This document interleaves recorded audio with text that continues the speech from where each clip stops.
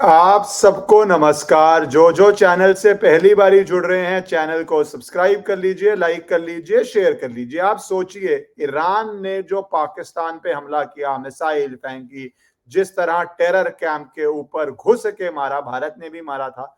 और उसके बाद अब पाकिस्तान ने एक रिटेलिएशन करी, ईरान के अंदर जाके एक कैंप को, एक रीजन के अंदर अटैक किया। इस पे ईरान कह रहा है कोई ईरानियन नहीं मरा है, फिर कौन मरा? पाकिस्तानी मरे। तो ये सब चल क्या रहा है? और इसके अंदर भारत की क्या गेम है? गेम बहुत बड़ी है इसके अंदर। यूएस की भी गेम है, रशिया की भी गेम है, चाइना की भी गेम है। पर मैं फोकस करने जा रहा हूं भारत की क्या गेम है। कुछ राजनीति में टाइमिंग ऐसे तो होती नहीं है। आप सोचिए, एक दिन पहले जयशंकर, भारत के फॉरेन मिनिस्टर, जाते हैं ईरान के अंदर। वो ईरान में जाके सारे जो टॉप अथॉरिटी से मिलते हैं, प्रेसिडेंट इब्राहिम रईसी से मिलते हैं, और वहां पे डिस्कशन होती है, और लंबी डिस्कशन होती है हमारे इकोनॉमिक इंटरेस्ट को लेके, पोर्ट को लेके।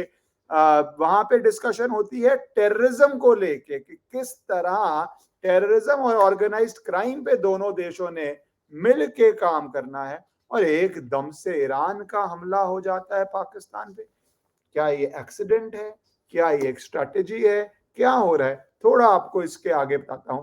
असल में एक बात तो पहले आप जान लीजिए, कोई भी चीज आइसोलेशन में नहीं होती। हर चीज के पीछे इंटरनेशनल अफेयर्स में एक लेसन होता है।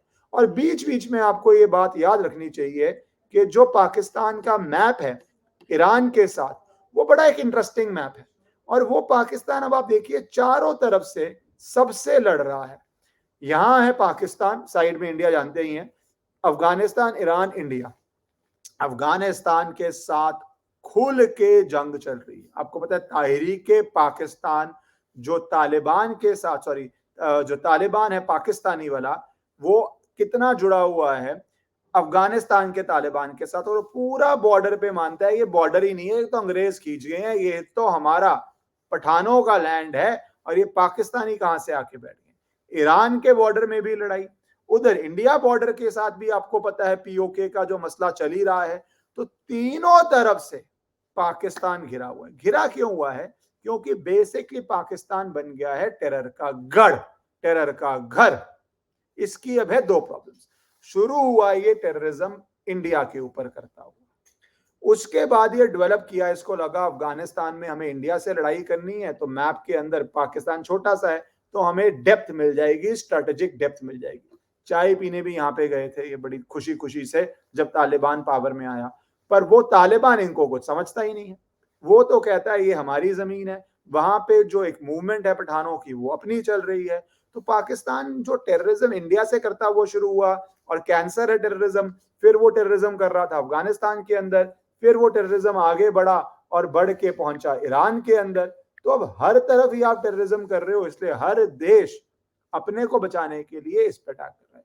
इसी बीच बीच में आपको ये वीडियो अमित शाह का पार्लियामेंट में याद करना चाहिए, क्योंकि मैं आने लगा हूं इंडिया की गेम, इंडिया का इंटरेस्ट, इंडिया की स्ट्रेटेजी। इसलिए एग्रेसिव हूं कि जम्मू एंड कश्मीर के पीएको को आप भारत का हिस्सा नहीं मानते हो क्या? एग्रेसिव ना हो, जान दे देंगे इसके लिए। क्या बात कर रहे हो आप? एग्रेसिव होने की क्या बात कर रहे हो? जान दे देंगे इसके लिए। अग्रेसिव होने की क्या बात कर रहे हो? अग्रेसिव ना हो, अग्रेसिव ना हो। पीओके जैसे मैंने बोला 370 कर दिया, राम मंदिर कर दिया। प्रधानमंत्री मोदी जिस एज पे हैं, जिस स्टेज पे हैं, वो अब सिर्फ हिस्ट्री के लिए खेल रहे हैं। हिस्ट्री में इससे बड़ी चीज क्या है? पीओके, जो हमारा है, पाकिस्तान ने कब्जा कर लिया था। नेहरू जी की अब जो गलतियां थी नहीं थी, वो सब हिस्ट्री ने डॉक्यूमेंट किया हुआ है। किस तरह सरदार पटेल ने बोला ये भी नहीं बचेगा भैया, भेजो आर्मी वहां पे, वो सब आपको पता है। वो वापस लाना भारत के इतिहास के लिए एक इंपॉर्टेंट चीज है। उधर पाकिस्तान की तो अपनी प्रॉब्लम चल रही है। अफगानिस्तान से जैसे मैंने बोला लड़ाई, बलूचिस्तान जहां पे ये सब हुआ है, जहां पे बेसिकली बलूचिस्तान को लेकर, बलूचिस्तान पाकिस्तान का सबसे बड़ा रीजन है पर सबसे गरीब रीजन है। सबसे ज्यादा रिसोर्सेज हैं पर सबसे कम यहाँ पे जॉब्स, एम्प्लॉयमेंट है। क्यों? क्योंकि जो पंजाब पाकिस्तान है वो सारा रिसोर्सेज, कराची भी सारा रिसोर्सेज यहाँ से लेके जाता है, यहाँ के लोगों को गरीब रखता है। और ये लोग तीन हिस्सों में बटे हुए हैं। एक हिस्सा जो पाकिस्तान के अंदर आ गया है, एक हिस्सा जो ईरान के अंदर आ गया है, एक हिस्सा जो अफगानिस्तान के अंदर आ गया है। तो ये अफगानिस्तान वाला इनका एक नेचुरल भी एक है, वहां पे ये अब लड़ाई कर रहे हैं कि बलूचिस्तान हमारा एक इंडिपेंडेंट देश है और सबसे ज्यादा एक्सप्लॉयटेटिव यहाँ पे हो रहा है तो पाकिस्तान कर रहा है, क्योंकि सारा मिनरल रिच एरिया पाकिस्तान के अंदर है। तो वही बलूच इंडिपेंडेंस चल रही है, नॉर्थ वेस्ट फ्रंटियर की इंडिपेंडेंस चल रही है, सिंध में बीच बीच में चलती है। तो ये अब एक पाकिस्तान का इंटरनल कोलैप्स की प्रॉब्लम है because of law and order situation.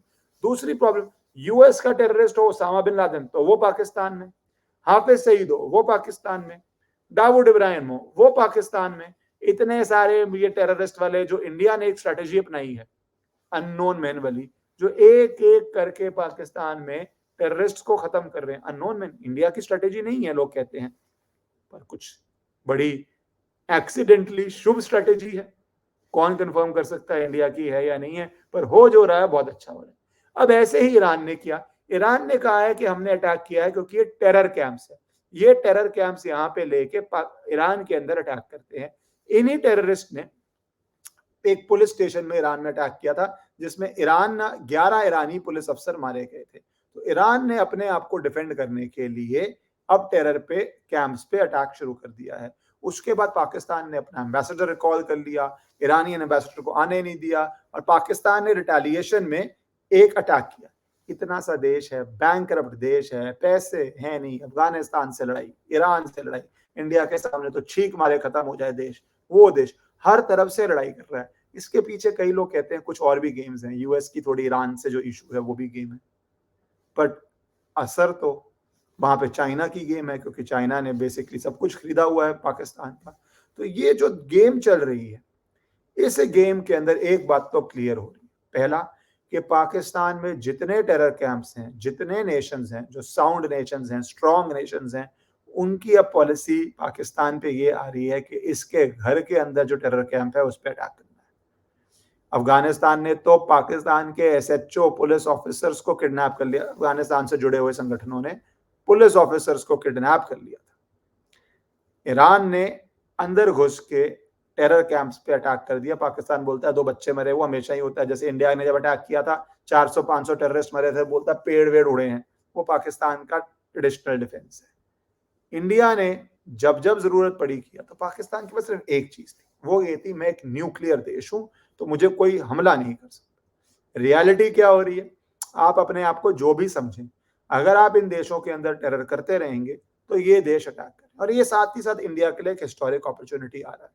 क्या हमारी, जो मैं हमेशा बोलता हूं, ये सेंचुरी नहीं, ये पूरा मिलेनियम भारत का है, शक्ति का केंद्र दोबारा भारत बनने वाला है। और जो भारत का एक इरिटेंट था पाकिस्तान, वो अपने वजन से, अपनी इकोनॉमिक पॉलिसियों से, अपनी आर्मी से, अपनी आईएस से, अपने आप को टेररिज्म का गढ़ बना के, अपने आप को टेररिस्ट को रख के, अपने आप ही अफगानिस्तान, ईरान और इंडिया के बीच में कोलैप्स हो जाएगा।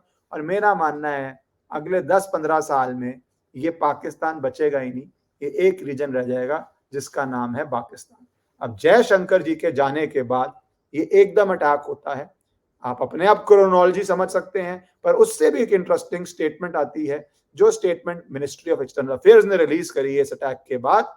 अंतिम बात, लास्ट बात, इस स्टेटमेंट को समझा के खत्म करता हूं, आपको बहुत कुछ दिख जाएगा इन चंद शब्दों में।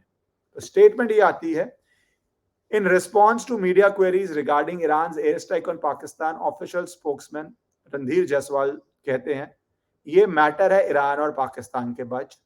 Insofar as India is concerned, we have an uncompromising position of zero tolerance towards terrorism. We understand actions that countries take in self-defense. सोचिए, डिप्लोमेसी बहुत पोलाइट लैंग्वेज में बोलती है, बहुत सटल हिंट्स होते हैं, ये खुल के आए। इसमें 3 हिंट्स आए, 3 हिंट्स। पहला, हम समझते हैं, हमारी पॉलिसी है जीरो टॉलरेंस टेररिज्म। पहला, हमारी पॉलिसी है जीरो टॉलरेंस टुवर्ड्स टेररिज्म। इससे आपका दूसरा मैसेज आता है कि जो जीरो टॉलरेंस के अंदर स्टेप्स यूजफुल है वो हम करेंगे। और तीसरा मैसेज आता है, वी अंडरस्टैंड एक्शन जो कंट्रीज लेती हैं अपने सेल्फ डिफेंस में।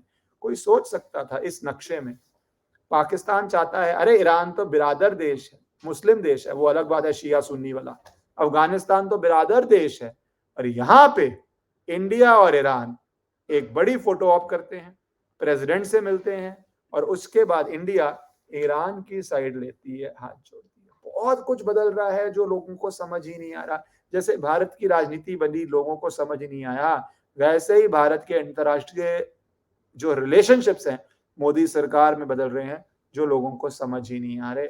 पाकिस्तान दोनों तरफ से घिरा हुआ, तीनों तरफ से घिरा हुआ है।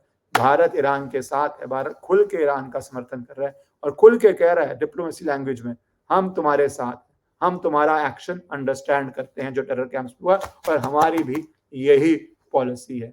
अंतिम बात, पीओके आज नहीं तो कल जल्द वापस आ रहा है। भारत माता की जय।